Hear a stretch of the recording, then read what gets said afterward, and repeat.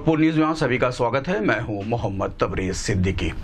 जनपद में रविवार को झमाझम बारिश हुई। आपको बता दें कि रविवार को ही जनपद में बारिश से लोगों को गर्मी से राहत मिली, क्योंकि एक हफ्ते से जिस हिसाब से भीषण गर्मी पड़ रही थी, जिसकी वजह से लोगों का जीना बेहाल कर दिया था। लोग गर्मी से बचने के लिए एसी, शरबत, गन्ने का जूस का सहारा ले रहे थे, लेकिन अब बारिश की वजह से मौसम सुहाना हो गया है। मौसम विभाग के अनुसार अभी कुछ दिनों तक हल्की बारिश की संभावना व्यक्त की गई है। राजघाट थाने की पुलिस ने एक अभियुक्त को गिरफ्तार किया, जिसके संबंध में राजघाट थाना प्रभारी इत्यानंद पांडे ने बताया कि मुखबिर की सूचना पर एक अभियुक्त को गिरफ्तार किया गया है, जिसकी पहचान रमेश सोनकर पुत्र दरोगा उर्फ रामचंद्र सोनकर निवासी महवा न्यू शिवपुर कॉलोनी थाना रामगढ़ताल के रूप में हुई है, जिसके पास से 2 किलोग्राम अवैध गांजा बरामद किया गया है। राजघाट थाना प्रभारी ने बताया कि अभियुक्त के ऊपर मुकदमा दर्ज कर जेल भेज दिया गया। गिरफ्तार करने वाली पुलिस टीम में राजघाट थाना प्रभारी इत्यानंद पांडे, टीपी नगर चौकी प्रभारी विनय कुमार सिंह, उप निरीक्षक संतोष कुमार सिंह शामिल रहे। युवा जन कल्याण समिति द्वारा संचालित विवेकानंद रक्तदान समूह भारत द्वारा रविवार को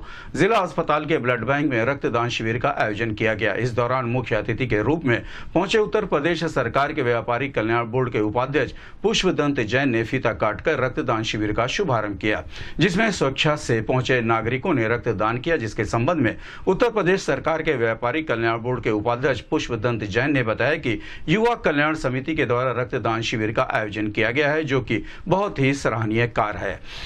एक व्यक्ति के रक्तदान करने से 4 लोगों की जान बचाई जा सकती है, इसलिए सभी लोगों को अपने जीवन में रक्तदान जरूर करना चाहिए। रक्तदान करने से किसी तरह की कमजोरी नहीं होती है, बल्कि 3 महीने में नया रक्त बन जाता है। रक्तदान महादान है। इस अवसर पर सीएमओ डॉक्टर आशुतोष कुमार दुबे, युवा जन कल्याण समिति के अध्यक्ष कुलदीप पांडे, निखिल गुप्ता सहित अन्य लोग मौजूद रहे। इस संबंध में गोरखपुर न्यूज से बात करते हुए उत्तर प्रदेश व्यापारी कल्याण बोर्ड के उपाध्यक्ष पुष्पदंत जैन, सीएमओ डॉक्टर आशुतोष कुमार दुबे ने कहा, युवा कल्याण समिति जो है कुलजीत जी उसके करता धरता हैं और उनकी पूरी टीम को बहुत बहुत बधाई है कि आज उन्होंने युवाओं को जोड़ करके एक रक्तदान शिविर सदर अस्पताल में सीएमओ साहब के नेतृत्व में अभी किया है। उनको बहुत बहुत बधाई। और आज की युवा पीढ़ी को जोड़ना ही अपने आप में बहुत बड़ी कार्य है। तो निश्चित रूप से आगे भी इसी तरह से रक्तदान शिविर होता रहेगा, क्योंकि एक आदमी रक्तदान देता है तो वो 4 लोगों को मतलब उसका लाभ मिलता है। निश्चित रूप से यह बहुत ही उपयोगी है।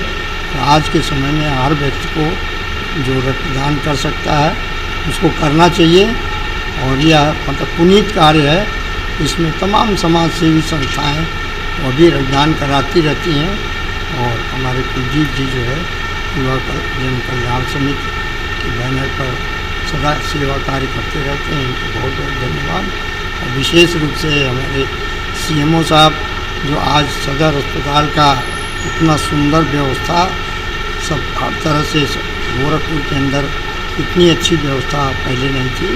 और इस समय सदर अस्पताल बहुत ही अच्छे रूप में लोगों की सेवा कर रहे हैं आपके नेतृत्व में। या आप अपने आप में आप सफाई देखिए, हर चीज़ देखिए, हर व्यवस्था देखिए, बहुत ही कुशल पूर्वक जो है ये व्यवस्था सब चल रही है। हम सीएमओ साहब को पूरी टीम को बहुत बहुत जिला चिकित्सालय के रक्त कोष में गोरखपुर के जो युवा जन कल्याण समिति के तत्वाधान में एक विशाल रक्त शिविर का आयोजन किया गया है, जिसमें लोग अपने स्वेच्छा से रक्तदान कर रहे हैं। जैसा कि आप जानते हैं कि रक्तदान महादान होता है। पहले हम लोग कहते थे अन्नदान महादान, अब इस वक्त रक्तदान, क्योंकि जब आकस्मिकता में रक्त की ज़रूरत होती है, हम लोग कहीं पर भी रक्त अभी तक वैज्ञानिक कृत्रिम रूप से बनाने में सफल नहीं हुए हैं। तो इसलिए मानव का ही रक्त हमेशा ज़रूरत पड़ती है। और मुझे खुशी इस बात की है कि स्वामी विवेकानंद जी जिन बच्चों के आदर्श हैं, उनकी प्रेरणा से बच्चों ने, ये हमारी युवा जनशक्ति ने इस कार्यक्रम को अपनाया है। तो मुझे पूरा निश्चित रूप से यकीन है कि गोरखपुर में कभी भी रक्त की कोई कमी नहीं पड़ेगी।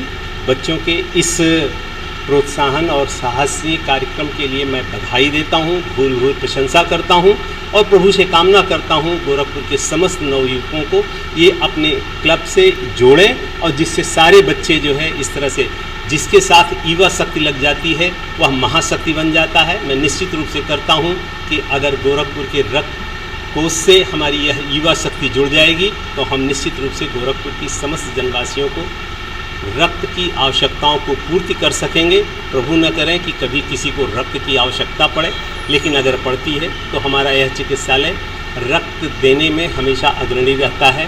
खास करके जो असहाय लोग होते हैं उनको हम लोग निःशुल्क रक्त देते हैं, गर्भवती माताओं को देते हैं, कैंसर के मरीजों को निःशुल्क रक्त देते हैं, या जो कभी किसी गंभीर बीमारी से पीड़ित होते हैं या रोड साइड एक्सीडेंट में जब तक उनके कोई परिजन नहीं होते रक्त की ज़रूरत होती है तो हम लोग यह रक्त उनको विदाउट डोनेशन के देते हैं।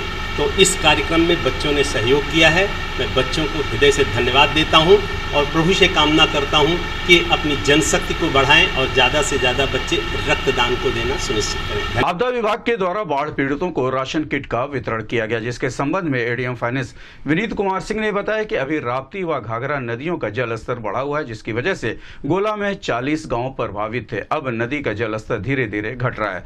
वहाँ के नागरिकों को राशन किट वितरण किया गया है। इसके साथ ही महिला व उनके डीबीटी किट का वितरण किया जा रहा है। पशुओं के लिए भूसे का वितरण भी किया जा रहा है। इस संबंध में गोरखपुर न्यूज से बात करते हुए एडीएम फाइनेंस विनीत कुमार सिंह ने कहा, अभी राप्ती और घाघरा नदियों का जलस्तर बढ़ा था पिछले एक हफ्ते में, जिसकी वजह से गोला तहसील के लगभग 40-42 गांव ऐसे थे जो पूरी तरह से मैरून हो गए थे।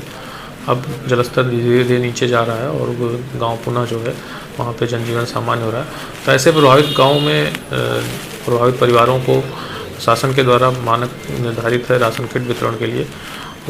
उसी के परिप्रेक्ष्य में सभी गाँव में सभी ऐसे परिवार जो बाढ़ से प्रभावित थे उन्हीं सभी गाँवों को राशन किट का वितरण किया जा रहा है। साथ ही राशन किट के साथ साथ उन लोगों को जो किशोरियाँ हैं या महिलाएं हैं उनके लिए डिग्निटी किट का भी वितरण कराया जा रहा है।